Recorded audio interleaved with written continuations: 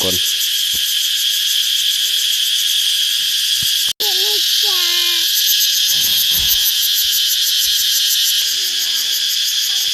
นี่หยอดมาอึกับสบายดีหรือสวัสดีพี่เพื่อนลุงปานาอาเบิดหมูสู่คนแล้วก็สำหรับวันนี้มันจอยกระเตเขาให้เนาะเสียหญ้าให้เนาะเป็นวันแรกของปีเลยเนาะแต่ว่าสำหรับวันนี้เนาะจอยจะรีวิวให้แล้วก็เสียหญ้าให้เนาะทุกคนเนาะแล้วก็เห็ดอาหารกินที่ให้เนาะทุกคนเนาะแล้วก็พวกเขาจะมาเบิ่งส่วนให้ของเขากกมันมีหลายชนิดเนาะพันธุ์พืชที่เขาปลูกไว้เนาะเดี๋ยวเขาจะทายทุกคนเบิ่งเนาะแต่ก่อนเขาเบิ่งเขาส้มเขาก็อยากฝากให้ทุกคนเนาะกดไลค์กดแชร์กดติดตามเนาะเพื่อเป็นกำลังใจให้จ่อยได้สร้างคลิปให้ทุกคนเบิ่งต่อไปเนาะแล้วก็โอเคเนาะทุกคนเพื่อไม่ให้ศักษาเสียเวลาเนาะเดี๋ยวทุกคนไปติดตามเบิ่งครับชมคลิปนี้แบบยาวๆเลยเนาะไปกันเลยทุกคนอันนี้เนาะส่วน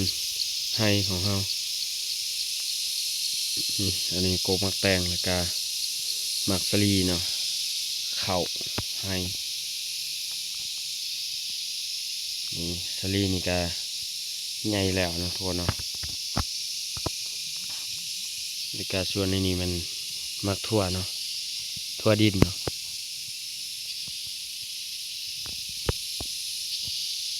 นี่เห็นบ่ทุกคนเลยนี่กกมักแตง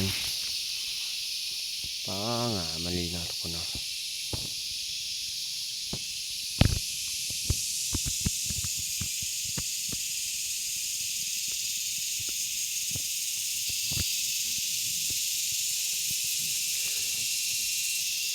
เขานี่ค่อนข้างที่จะ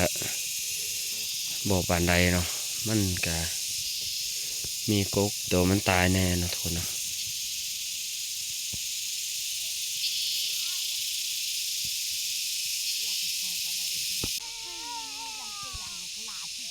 นี่เห็นบ่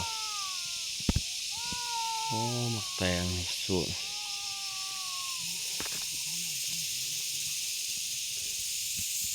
อันนี้คือหมักทั่ว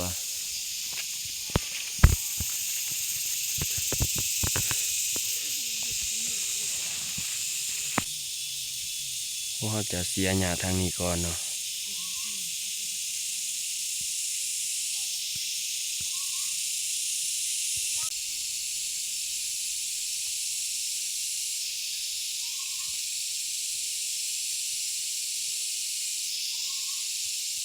กาแฟมันดิน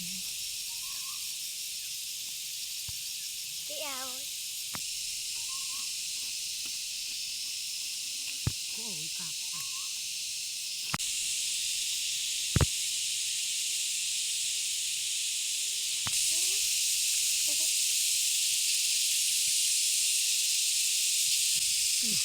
นี่เห็ดปลวกทุกคนมันกำลังออกเห็นมาสางกงกระอาสางเจ้าเขาสาง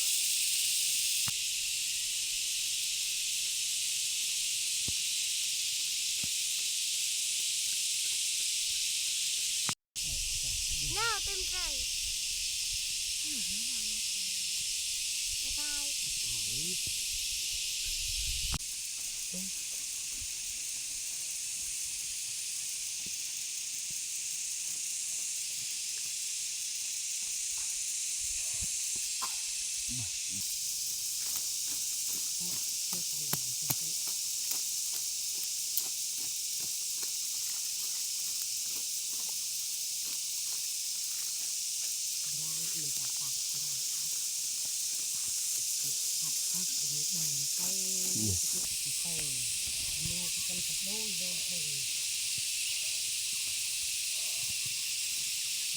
ที่ที่จะเธอล็อกเลย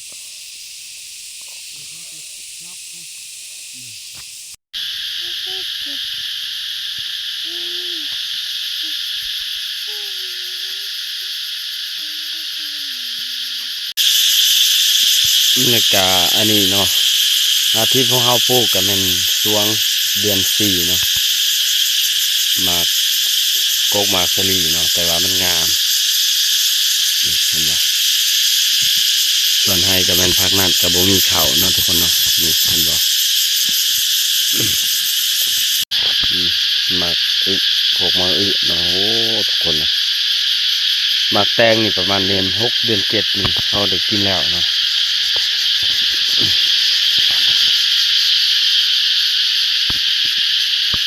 สิพาทุกคนมาเบิ่งบรรยากาศที่สวนไฮป้าทุกคนเลย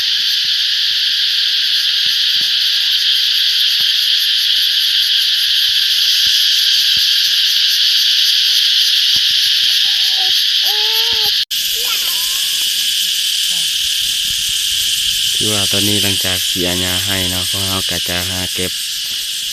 ผักพืชที่กลางให้นะทุกคนเนาะจะเป็นแบบยอดมักหรือการยอดมักบวบนะทุกคนเนาะเราจะหาเด็ดเพื่อจะเอาไปเฮ็ดอาหารที่บ้านนี่ยอดมักบวบนะทุกคนเนาะ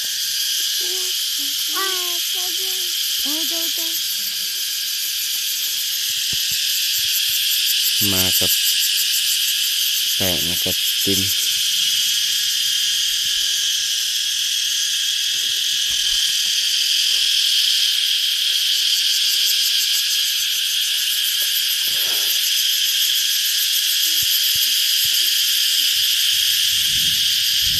ฝนสิตกแล้วทุกคนนี่ทุกคน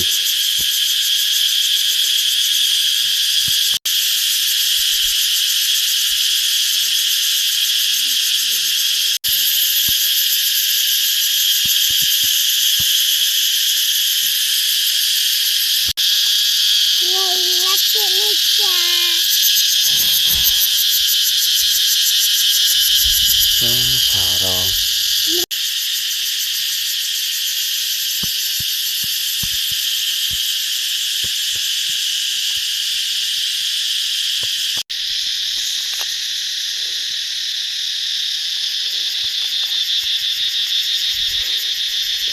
พอดีว่าเฮากะพาทุกคนมาเบิ่งให้ของเฮาว่ามันงามสำใดเนาะทุกคนเนาะ แต่ว่าตอนนี้ยังบ่ทันได้เสียหญ้าเนาะแถวนี้เนาะ6 หลาย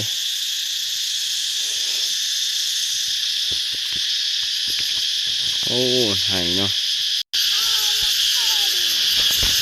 นี่พาทุกคนมาเบิ่ง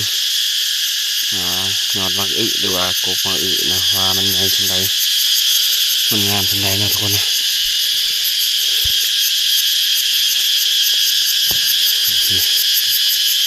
ทุกคนเนาะ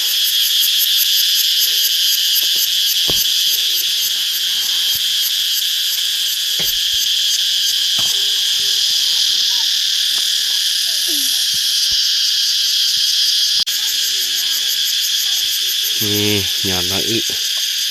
เพื่อจะเอาไปทำอาหารที่บ้านเอาไปแกง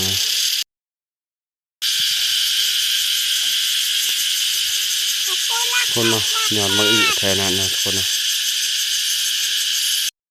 ที่พาไป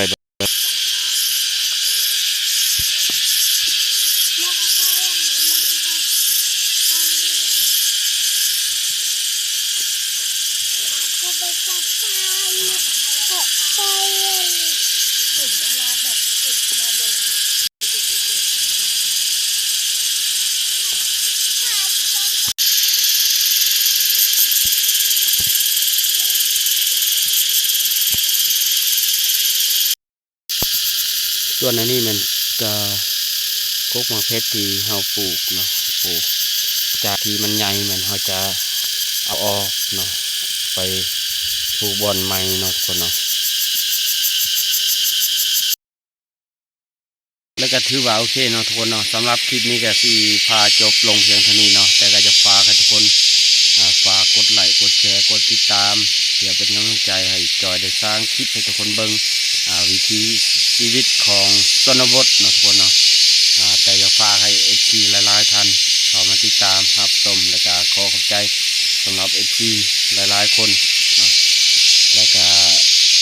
ขอขอบอกขอบใจเนาะแล้วก็สำหรับคลิปนี้ก็จบลงเพียงเท่านี้เลยขอขอบใจสำหรับทุกท่านที่เคยเข้ามาติดตามเบิ่งรับชมคลิปของ